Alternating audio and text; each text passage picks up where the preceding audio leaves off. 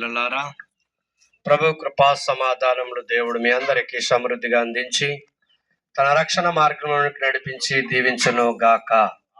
ఆమేన్. మరి ప్రాతకాల సమయంలో దైవ సేవకులుగా మరి దూర ప్రాంతం నుండి మీ ప్రాంతానికి వచ్చి యేసు క్రీస్తు ప్రభువు గొప్పతనాన్ని చెప్పుటకు మాత్రమే ఈ స్థలానికి వచ్చామని మరొక్కసారి మీకు జ్ఞాపకం చేస్తున్నామండి.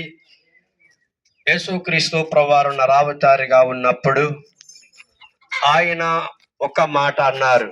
అది ఏమిటి అంటే, నశించుచున్న దాన్ని వెతికి రక్షించుట కొరకు మనిషి కుమారుడుగా ఈ లోకానికి వచ్చాను అన్నారు. అయితే ఈరోజు మానవులుగా భూమి మీద జీవిస్తున్న మనము ఎలా నశించిపోతున్నాము, ఎందుకు నశించిపోతున్నాము?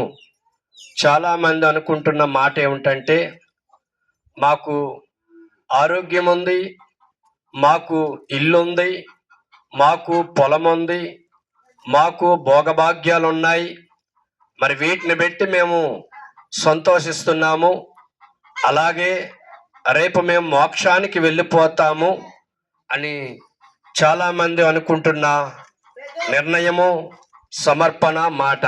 అయితే దేవుని పిల్లలారా, మన పొలాలు, మన ఆస్తి, మన ఇల్లు, మనకున్న అంతస్తుగాని ఏది కూడా మోక్షానికి తీసుకుని వెళ్ళదు. ఎందుకంటే ఈరోజు ఒక మనిషి, చాలా భూమి మీద నివసిస్తున్న మనిషి చాలా దాన ధర్మాలు చేస్తున్నాడు, చెరువులు దవ్విస్తున్నాడు, అనేకమైన దాన ధర్మాలు చేస్తున్నారు, వస్త్రదానము, అన్నదానము, ఇంకలాగా చూచుకుంటే ఎన్నో దాన ధర్మాలు చేస్తున్నారు. అది కొంతమంది వారు అనుకుంటున్నారు దాన ధర్మములు చేస్తే మేము మోక్షానికి వెళ్ళిపోతాము అని. దాన ధర్మములు చేస్తే నీకు మంచివాడు అనే పేరు వస్తుంది, కానీ మనలో ఉన్న పాపం మాత్రం అలాగే ఉంటుంది.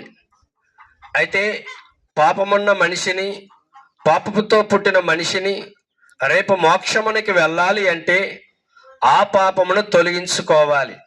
మరి ఆ పాపము ఎలా తొలగిపోతుంది, ఎలాగ ఉంటే విడిచిపోతుంది అనే దానికి మాత్రమే ఈరోజు యేసుక్రీస్తు ప్రభువారు చెప్తున్నారు. ఆ పాపాన్ని, ఆ దోషాన్ని, ఆ మలినాన్ని కడగడానికే పరలోకము నుండి ఆయన కొన్ని వేల సంవత్సరముల కిందట ఈ భూలోకానికి నరుడిగా వచ్చి నరుల మధ్య నివసించి నరుల కొరకు ప్రాణం పెట్టాడు. ఆయన ప్రాణం పెట్టడాన్ని బట్టే మనకి రక్షణ, రేపు మోక్ష రాజ్యము. కనుక విన్న మీ అందరూ కూడా ఆ దేవదేవుడైన యేసుక్రీస్తు ప్రభువారిని మీ స్వంత రక్షకునిగా అంగీకరించుకుంటే మీకు రక్షణ ఉంటుంది, రేపు మోక్షం ఉంటుంది. రేపు ఆ మోక్షములో మనం నెమ్మదిగా, సంతోషంగా, సమాధానముగా ఉంటామని దేవుని సేవకనగా మీకు చెప్పుటకు మేము ఆనందిస్తున్నాము. కనుక మీరు ఒక 10 నిమిషాలు ఆలోచించండి.